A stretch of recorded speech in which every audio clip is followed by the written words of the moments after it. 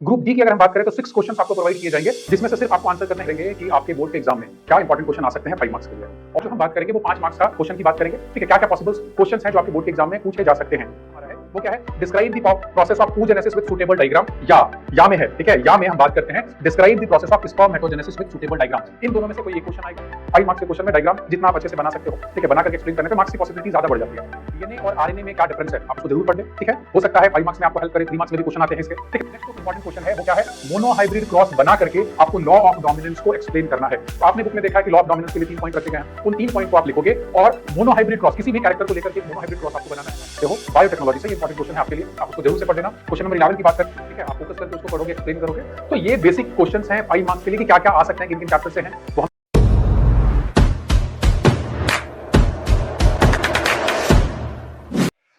Start कर रहा है। ठीक है, वेलकम बच्चों। आज हम बात करेंगे कि आपके बोर्ड के एग्जाम में क्या इंपॉर्टेंट क्वेश्चन आ सकते हैं 5 मार्क्स के लिए, और वो क्वेश्चन में क्या इंस्ट्रक्शन रहता है उसके बारे में, ताकि आप जब आंसर लिखने के लिए आप अपने बोर्ड एग्जाम में जाएं तो आपको दिक्कत ना हो। तो उस पर आज हम बात करेंगे। तो बेसिकली हम चलिए देखते हैं। तो जो हमारा इंस्ट्रक्शन है, इंस्ट्रक्शन कहता है कि 4 ग्रुप हैं। ग्रुप ए, ठीक है, ग्रुप ए, सॉरी,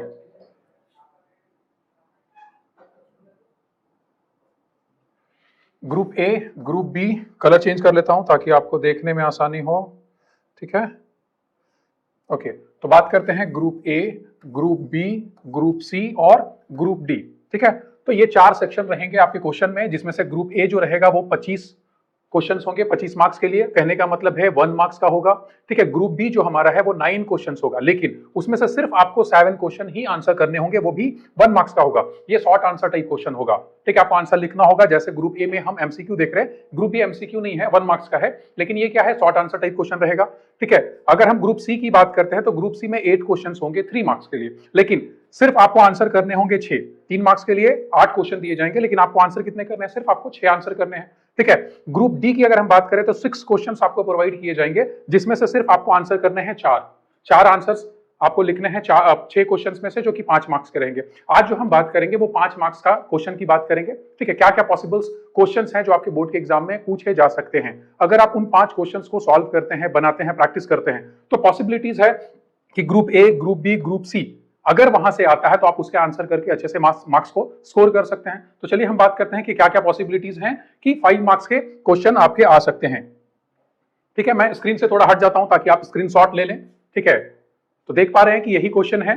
ठीक, तो अगर हम बात करें फर्स्ट क्वेश्चन जो हमारा है वो क्या है? Describe the population logistic growth model. ठीक है, या आपको पूछा जा सकता है define population, what is population, describe S J shaped population growth, या what are the difference between logistic and exponential growth. ये जो यूनिट है वो कहां से है? आपके इकोलॉजी यूनिट से आया है। ये इंपॉर्टेंट क्वेश्चन है जो 5 मार्क्स में पूछे जाते हैं, आप इसको सॉल्व कर लेंगे। ठीक है, दूसरा जो क्वेश्चन हमारा है वो क्या है? Describe the process of oogenesis with suitable diagram, या में है। ठीक है, या में हम बात करते हैं describe the process of spermatogenesis with suitable diagram. इन दोनों में से कोई एक क्वेश्चन आएगा, आता है लगभग। तो आप कोशिश करोगे कि जब हम oogenesis को डिफाइन कर रहे हो या स्पर्मेटोजेनेसिस को डिफाइन कर रहे हो तो डायग्राम हम जरूर दिखाएं। 5 मार्क्स के क्वेश्चन में डायग्राम जितना आप अच्छे से बना सकते हो, ठीक है, बना करके एक्सप्लेन करने पे मार्क्स की पॉसिबिलिटी ज्यादा बढ़ जाती है।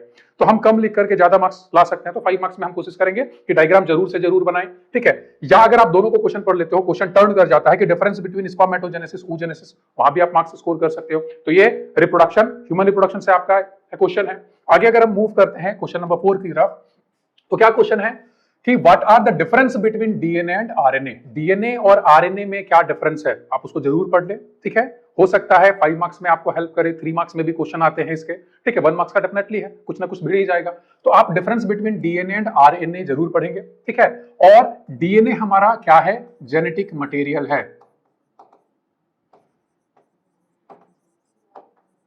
तो डीएनए जेनेटिक मटेरियल है, उसके क्या क्राइटेरिया होते हैं? तो क्राइटेरिया को आप कोशिश करोगे कि आप उसको याद कर लो कि क्या क्राइटेरिया होते हैं जेनेटिक मटेरियल का। डीएनए तो हमारा जेनेटिक मटेरियल, लेकिन क्राइटेरिया क्या है जो फुलफिल करता है। ठीक है, 5th क्वेश्चन जो हमारा है, आई थिंक कलर मैं दोबारा चेंज कर लूं। ठीक, 5th क्वेश्चन जो हमारा है वो क्या है? व्हाट डू यू, अभी कलर चेंज नहीं, येलो, ओके।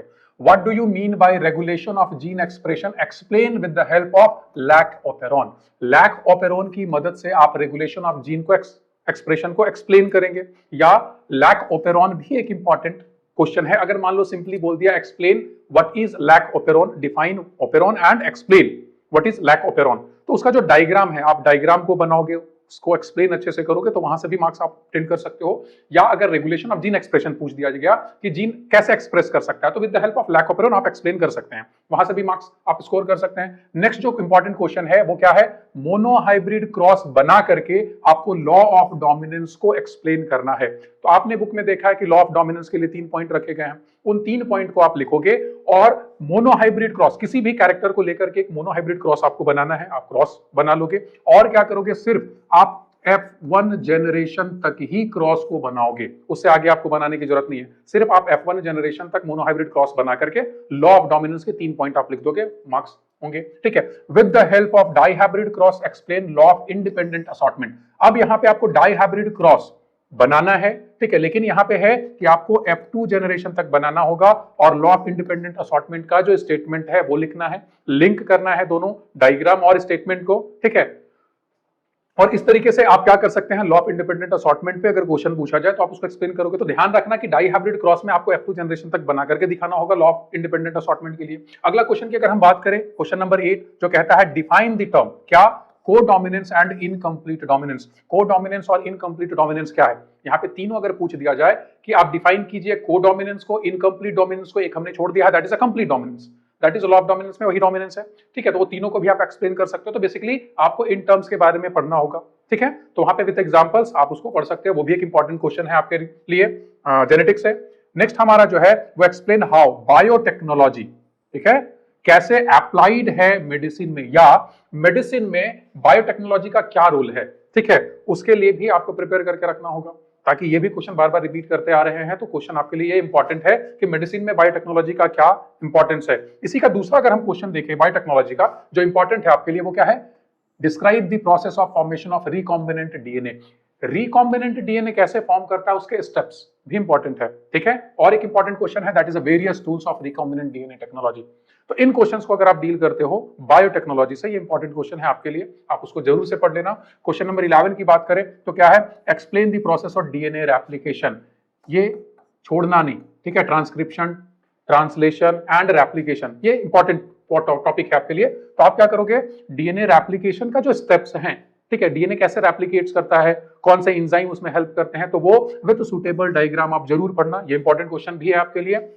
इवोल्यूशन की बात करूं तो इवोल्यूशन से हमारा एक इंपॉर्टेंट क्वेश्चन बनता है 5 मार्क्स के लिए, वो क्या है, व्हाट इज हार्डी-विल्बर्स इक्विलिब्रियम। आपको डिफाइन करना होगा, उसका इक्वेशन आपको लिखना होगा, और क्या फैक्टर है जो हार्डी-विल्बर्स इक्विलिब्रियम को अफेक्ट करता है। तो the factors that affects the Hardy Weinberg equilibrium, तो ये भी इवोल्यूशन से एक इंपॉर्टेंट क्वेश्चन है आपके लिए 5 मार्क्स के लिए। लास्ट जो हमारे से छूट गया था वो रिप्रोडक्शन इन फ्लावरिंग प्लांट। ठीक है, फ्लावरिंग प्लांट के रिप्रोडक्शन में से भी एक इंपॉर्टेंट क्वेश्चन है कि माइक्रोस्पोरोजेनेसिस किसको कहते हैं और मेगा स्पोरोजेनेसिस किसको कहते हैं। उन दोनों को आप पढ़िएगा, दोनों में डिफरेंस क्या है वो पढ़िएगा। इंपॉर्टेंट यहां से भी है कि माइक्रोस्पोरोजेनेसिस कहां होता है, तो वो जो स्ट्रक्चर है, ठीक है, उस स्ट्रक्चर को भी आप देखिएगा कि माइक्रोस्पोरोजेनेसिस का स्ट्रक्चर तो किस स्ट्रक्चर में होता है, उस स्ट्रक्चर को पढ़िएगा, दैट इज माइक्रोस्पोरेंजियम। ठीक है, तो माइक्रोस्पोरेंजियम का स्ट्रक्चर को देखिएगा, वहां से भी क्वेश्चन आते हैं। तो आपके 3 मार्क्स से भी वहां से अगर आएंगे तो आप उसको आंसर कर सकते हो। तो ध्यान रखेंगे कि हम difference between microsporogenesis and megasporogenesis पढ़ें, ठीक, और स्ट्रक्चर उनके देखें कि ये जहां पे हो रहा है उसका क्या है। मेगास्पोरोजेनेसिस की बात करें तो यहां से भी एक इंपॉर्टेंट क्वेश्चन आपका है, that is reproduction in a flowering plant, क्या डबल फर्टिलाइजेशन की। ठीक है, तो डबल फर्टिलाइजेशन क्या है उस पे, ठीक है, आप फोकस करके उसको पढ़ोगे, एक्सप्लेन करोगे। तो ये बेसिक क्वेश्चंस हैं 5 मार्क्स के लिए कि क्या क्या आ सकते हैं, किन किन चैप्टर से हैं, वो हमने आपको बताया। तो आप पढ़िए, अगर दिक्कत है, ठीक है, समझने में, तो हम इसका क्वेश्चन आंसर देखेंगे कि उसका फिर अगर मौका मिले तो हम उसका आंसर भी अपलोड कर देंगे। ठीक है, तो आप फोकस होकर के उसको पढ़ेंगे तो 1 marks 2 marks, sorry 1 marks 3 marks, ठीक है, कि आंसर का भी आप यहां से कर सकते हैं। ठीक है, थैंक यू।